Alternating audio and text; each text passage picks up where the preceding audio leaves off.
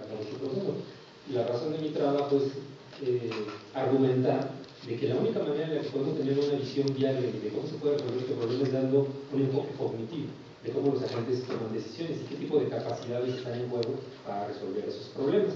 Concretamente lo que yo voy a hacer es plantear un juego sencillo, un juego que se utiliza para problemas de cooperación en ámbitos experimentales, y lo que quiero explicar es cómo la gente, en base a ciertos resultados experimentales, cómo empieza a haber ciertas reglas de decisión plausibles, y a partir de ahí su interacción futura se va determinando por las decisiones que van haciendo en el pasado. Un punto muy importante para que se pueda entender este trabajo es, en economía experimental, hay muchísimo trabajo en el que se pone a la gente a jugar los juegos de la teoría de juegos justamente, y lo interesante de esto es que la teoría nos predice que el comportamiento racional, el agente maximizador, va a llegar a ciertos puntos de equilibrio. Como ustedes saben, el concepto de solución de juego, el concepto de solución de un juego es el equilibrio de Nash. La teoría nos predice que la gente, maximizando su interés, va a llegar a ciertos equilibrios, pero los resultados experimentales nos hacen ver que la gente se está comportando de una manera distinta. ¿Qué es lo que pasa? ¿Cómo se puede explicar esa diferencia entre lo que nos dice, lo que predice la teoría y lo que realmente parece que la gente hace en escenarios de intercambio económico? Y bueno, es la manera en la que quiero enfocar esta cuestión del problema de la selección estratégica. Bueno, aquí tengo un juego,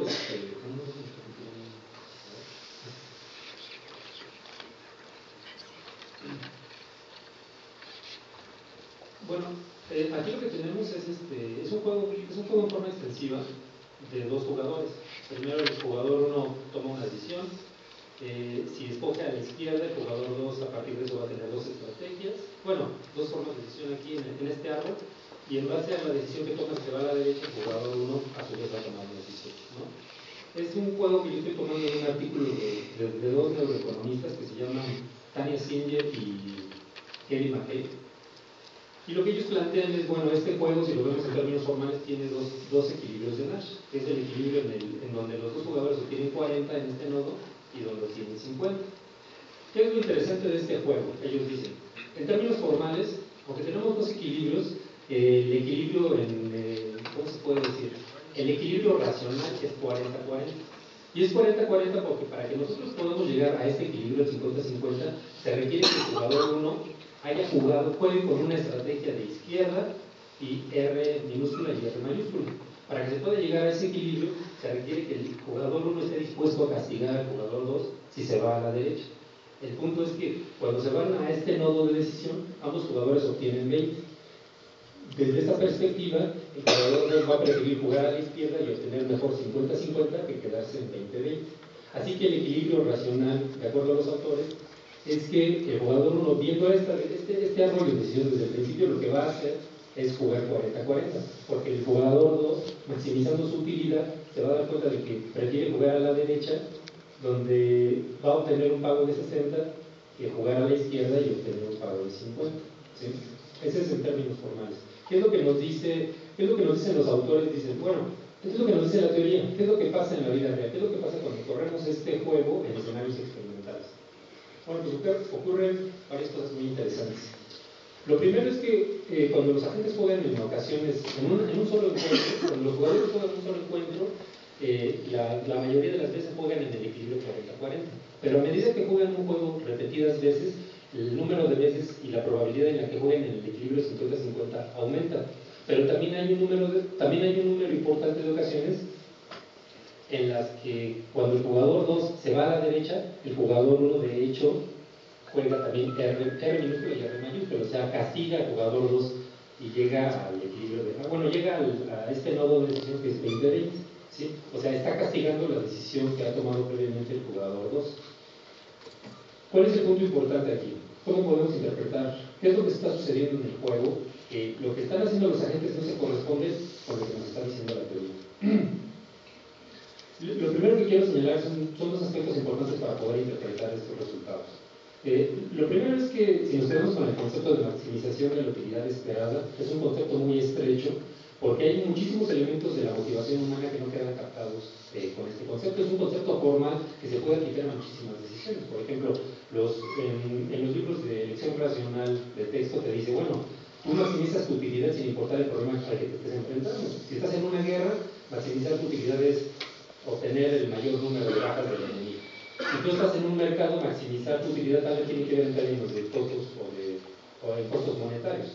Es un concepto muy formal.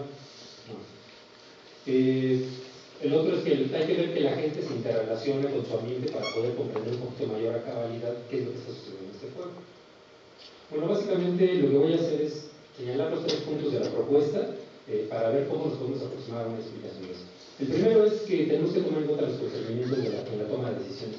Estoy tomando aquí de parámetro a un autor, a Gertie Gerenzer, que es un psicólogo experimental que ha enfatizado muchísimo de que cuando los seres humanos toman decisiones, pues tenemos constreñimientos de tiempo, de información y de capacidades.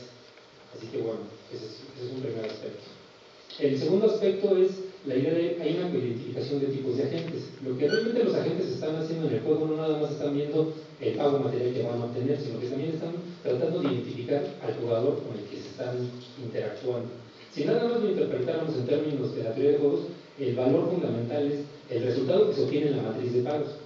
Pero en el escenario experimental claramente nos damos cuenta de que los motivos de la gente para tomar un curso de decisión u otro no nada más es lo que va a obtener, sino también cómo se está desempeñando el otro jugador. En este punto yo creo que hay un proceso en el que se están coidentificando los agentes. Y el tercer punto es el atrincheramiento institucional. Aquí básicamente estoy tomando una idea de un antropólogo cognitivo que se llama Michael Tomasello, y él desarrolla la idea de un efecto trinquete. Básicamente, bueno, voy a explicarlo rápidamente. Como les comento, hay una codificación de tipos. El punto importante es, no solo hay un motivo de decisión interpretado en la matriz de pagos, sino que también los agentes, al ver el tipo de estrategias que están tomando los otros jugadores, están haciendo un tipo de acuerdo a esas estrategias, están haciendo un plan de acción. No solamente ven las estrategias, sino que también tratan de identificar los incentivos y los objetivos o intenciones que el otro jugador tiene al escoger un tipo de estrategia u otro, ¿no? El efecto trinquete, para Tomasello, la idea básica es que una vez que nosotros desarrollamos una determinada práctica cultural,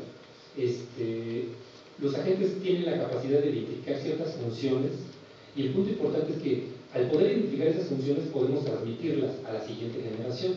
De hecho, el trabajo de Tomasello se desarrolla comparando el comportamiento de chimpancés con el de los seres humanos. Él dice que los chimpancés, muchos primates no humanos, tienen capacidades creativas para resolver problemas. El problema es que no tienen un efecto trinquete, que una vez que desarrollan una cierta estrategia para resolver problemas, se lo pueden transmitir a las siguientes generaciones. Son creativos, pero no hay ese efecto de apalancamiento para poder transmitirlo a la siguiente generación. Y eso es algo característico de los seres humanos. ¿Por qué tomo esta idea? Porque yo creo que en un juego experimental lo que ocurre justamente es un efecto trinquete. Creo que los agentes, una vez que toman una cierta decisión, lo toman como parámetro para sus decisiones futuras. Y no nada más estamos viendo el juego en términos de la misma estructura, sino que lo estamos modificando a medida que vamos pasando en ese juego de interés. Y bueno, ya se me acabó el tiempo. Simplemente quiero terminar con algunos comentarios de cómo podemos tener una visión integral de la toma de decisiones. La primera es que el efecto trinquete y el fenómeno de la codificación son capacidades cognitivas. Así que yo creo que para que podamos entender la interacción estratégica a largo plazo, debemos entender qué tipo de capacidades cognitivas están utilizando los agentes en esos escenarios de decisión social. El segundo es que si entendemos esas capacidades, vamos a entender por qué los agentes, los seres humanos, hacen una exploración selectiva de sus alternativas y por qué llegan a ciertos equilibrios de decisión y no llegan a otros, ¿no? Yo creo que dos consecuencias de eso, número uno es, la gente aprende a identificarse. Y eso garantiza que una vez que los agentes se identifican, garantiza la interacción cooperativa a largo plazo. Una vez que yo puedo etiquetar a los individuos de cómo sé que va a jugar, qué tipo de agente es, yo puedo decir si él es una persona de confianza para prolongar la cooperación a escenarios, ¿no?, de interacción futura, ¿no? La segunda es que hay una especie de búsqueda sesgada. Una vez que utilizamos ciertas estrategias para resolver nuestro juego, el espectro de decisiones que vamos a tomar se está sesgando y eso permite o aumenta las probabilidades de que los dos agentes puedan coordinar su conducta en ese punto. Y los últimos dos puntos que quiero señalar es que, bueno, hay que entender la interacción humana a diferentes niveles, y esto quiere decir que no nada más nos tenemos que quedar en el nivel estratégico. Uno es el nivel estratégico, otro es el nivel cognitivo y el otro es el nivel institucional. Si nos limitamos o nos reducimos a lo que pasa en un solo punto, pues no vamos a entender la perspectiva completa de la toma de decisiones de los seres humanos.